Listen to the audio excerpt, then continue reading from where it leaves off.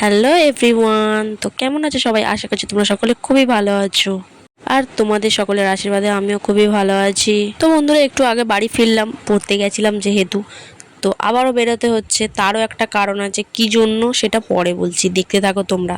তো চলো এখন যাওয়া যাক। তো আমরা তিন মূর্তি বেরিয়ে পড়েছি দোকানের দিকে যাওয়ার জন্য। হঠাৎ করে লেফট সাইডে যিনি আছেন ওই মহান ব্যক্তিটার মনে পড়লো যে চলো ফুচকা খাওয়া যাক, দোকানে যাব। তো সেই জন্য সবাইকে ডেকে ডেকে নিয়ে যাচ্ছে। আমি তো যেতে চাইনি, কিন্তু তারপরেও জোর করে নিয়ে যাচ্ছে আমাকে। যাওয়ার পথে একটা সুন্দর ঘটনা ঘটে গেল। দেখতে পাচ্ছ ডান দিকে হচ্ছে আমার বোন, তো তার ওড়নাটাই শুধু পিঁপড়ে ভর্তি আর কুটকুট করে কামড়াচ্ছিল। রসগোল্লার রসে নির্ঘাত চোবানো ছিল, সেই জন্য সেখান থেকে গিয়ে তুলে এনেছে। তো যাওয়ার পথে দেখলাম যে কত মানুষের ভিড় জমে আছে। প্রথমে ভেবেছিলাম যে কে মারা গেছে, কিন্তু কাছাকাছি যেতে আমাদের বোধগম্য হলো যে কারোর বিয়ে ছিল, বধূ যাচ্ছিল তার শ্বশুর বাড়িতে। যেহেতু এটা মুসলিমদের বিয়ে ছিল, তো সেই জন্য ওদের বউ বিয়ের দিনকেই চলে যায় শ্বশুর বাড়িতে।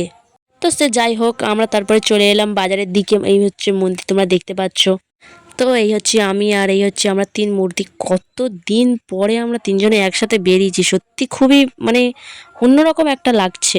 আগের দিনের স্মৃতিগুলো সব মনে পড়ে গেল, যখন আমরা একসাথে স্কুলে পড়তাম। কি আর করা, সে দিন তো আর ফিরে আসবে না। তো আজ আমাদের সকলের ভাগ্য খুবই জোর ছিল, তো সেই জন্য ফুচকাওয়ালা বসেনি, তো সেই কারণে বাড়ি চলে আসতে হচ্ছিল। তো আসার সময় আমার এই বান্ধবীটার জল পিপাসা পেয়েছিল, দেখতে পাচ্ছ, তো একটা দাদার দোকানে জল খাচ্ছিল। তো তারপরে আমরা সকলে বাড়ি চলে এসেছিলাম।